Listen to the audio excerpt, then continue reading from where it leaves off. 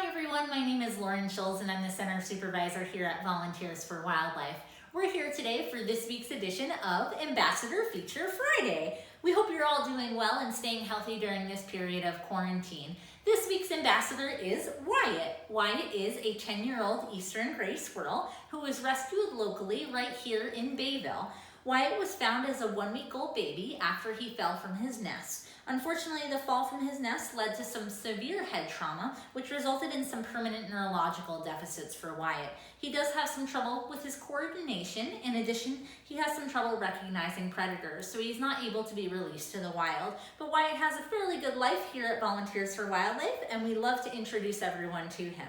Now, Eastern Grey Squirrels are a very common animal here on Long Island. They're so common that many people often overlook their incredible adaptations. Squirrels have a very important role in our environment that we'll talk about in just a few minutes. But let's look a little closer at the number of adaptations that he has.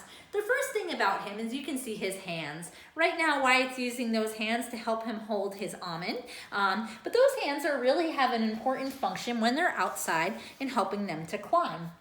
Squirrels are extremely adept climbers, and they have these little pads on the bottom of their feet that help them to grip to trees. In addition, they have these pretty short but very sharp nails on their feet. So these guys can actually climb very, very well. They can go up the trees, down the trees, across telephone wires, can go any direction they want really with pretty much very good ease and dexterity. The other awesome adaptation about these squirrels is this tail that you can see right here. Squirrels have a very fluffy, very recognizable tail, and the tail has a number of functions here in the wild for them. One of the number one functions for them is it helps them to balance. If they ever feel off balance, they can use that tail to help them to kind of get their balance back. The other important function of this tail is that squirrels are mammals that do not hibernate. They stay active all winter long. So this tail acts almost like a coat for them and helps them to stay warm on those cold winter nights. The last important function of the tail is that it serves as an excellent beacon to other squirrels to warn them of danger. If they see any hawks or owls or any kind of predators around, they'll use that tail almost like a flag to signal to other squirrels that there's danger around.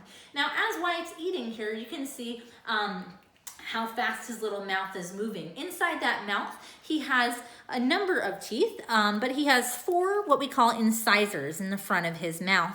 And those incisors are very sharp and help him to shell a number of nuts and seeds and to find his food out there in the wild.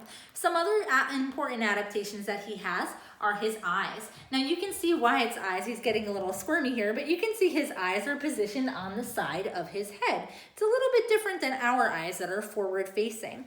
Those eyes can give them a clear 180-degree view from each eye, which helps them to see predators when they're approaching. Squirrels also have excellent hearing and can hear predators coming from a very good distance as well. Let's take a look at the important role this fascinating species plays in our environment. As small mammals, Eastern Grey Squirrels are an integral part of our food web. They provide prey for a number of larger mammals in addition to raptors such as hawks and owls. These mammals are also very active during the winter time when food is scarce. To get through the long winter, they spend the summer and fall months caching seeds and nuts to help them survive the winter. Many of these caches will be dug up throughout the winter time when they do not have food naturally. However, many of them will also be forgotten about and then will grow into trees in the spring and summer when the weather is nice again. Right now at our center, our rehabilitators are currently providing around-the-clock care to over 35 orphan squirrels. These squirrels were all admitted to our hospital after their mothers were hit and killed by cars or after they were displaced from their nests through habitat destruction. Our rehabilitators are providing feedings, cleaning, and a nutritious diet, in addition to giving them challenges that will help prepare them for life in the wild. Come with us and let's take a look at our nursery where we're currently caring for a number of animals. The newest admission to our center is a 6-week-old Eastern Grey Squirrel from Port Washington. He was brought to us by a concerned citizen who discovered him alone in her yard with no mother to be found. Upon our initial examination, our rehabilitators determined he was suffering from dehydration, starvation, and external parasites. Over the next 24 hours, he will be provided rehydration fluids, treatment for his parasites, and will gradually be transitioned to a healthy formula. Once he is stabilized and free from parasites, he will be moved to our nursery, where he will be raised with other orphans of a similar age.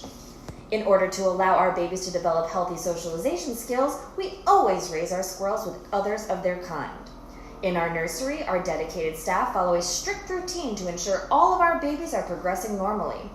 Every morning prior to the first feeding, each baby is weighed to ensure proper growth.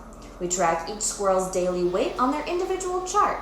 Based on the weights, we then determine the squirrel's daily feeding schedule.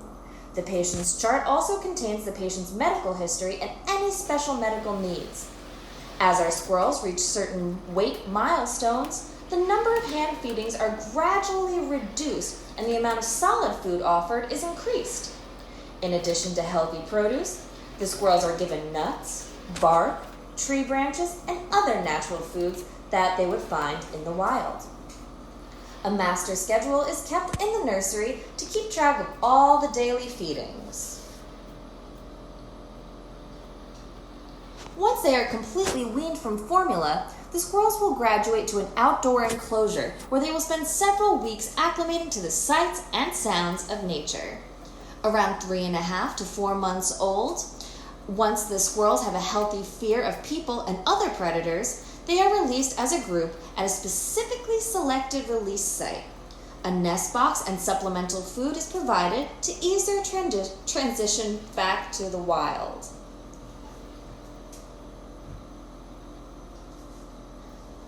While raising orphan babies can be time-consuming and often emotionally challenging work, our rehabilitators feel privileged to give these babies a second chance at the life they were meant to live in the wild. With the help of our animal ambassador Wyatt, our education team strives to teach children and adults how to peacefully coexist with wildlife. It is our hope that through this important work, we will reduce the number of wild orphans in need of our care.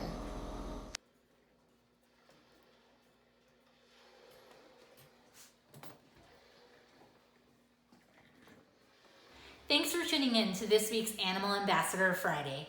We here at Volunteers for Wildlife are grateful for your support at this difficult time.